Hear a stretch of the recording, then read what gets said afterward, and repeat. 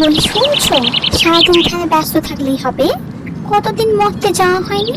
আমার বাচ্চারা কেমন আছে একবার দেখে আসি, চলো না, অনেক দিন যায়নি।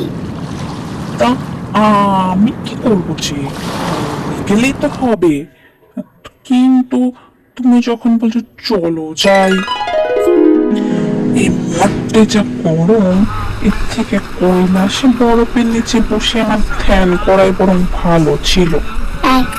কি বললে তুমি? হ্যাঁ, বেশি বকবক, ধ্যান করবে সারাক্ষণ। চলো চলো, বাসে উঠি চলো। বলি ও কাকা, টিকিট দেখো, টিকিট টিকিট টিকিট কেটে বাসে উঠেছো তো? হ্যাঁ, টিকিট কোথায় আপনার? দেখাও দেখাও, টিকিট দেখাও। টিকিট?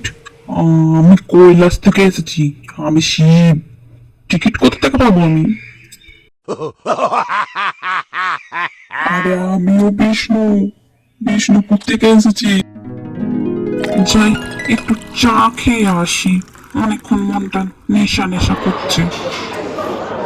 চাটা কেমন যেন কড়া কড়া লাগছে। তোমার দেখছি আজকাল সবেতেই প্রবলেম।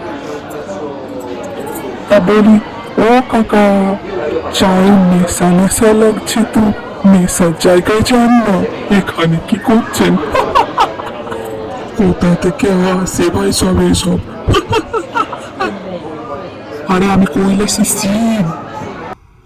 ওমা ওমা, দেখো দেখো, এই দেখো, এই যে শিব ঠাকুর, গলায় সাপ ঝুলছে। হ্যাঁ গো, ইনি তো শিব ঠাকুরই। দেখো দেখো মা, দেখো। তোকে না মুখ কি থাকতে বললাম, তুই মুখটা বার করলি কেন? আবার জিভ বার করছিস? হ্যাঁ, তোর জন্যই ফাঁসলাম আমি মরতে এসে। না গো পার্বতী, আমাদের মরতে যে আর কাজ নেই, এর থেকে ঢের ভালো আমাদের কৈলাস।